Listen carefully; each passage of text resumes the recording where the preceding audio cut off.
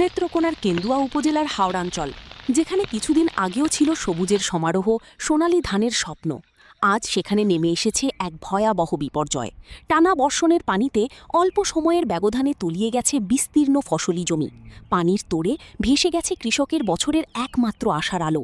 প্রায় ৩১০০ কৃষক এখন চরম ক্ষতির মুখে। সবচেয়ে বেশি ক্ষতিগ্রস্ত বোরো চাষিরা, যাদের ঘাম ঝরানো পরিশ্রম আজ ডুবে আছে পানির নিচে।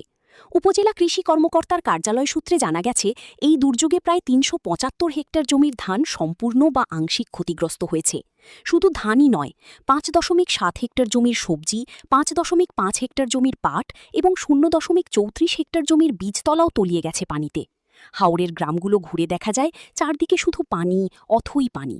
সবুজের মাঠ আজ যেন পরিণত হয়েছে জলরাশির নিঃশব্দ কান্নায়।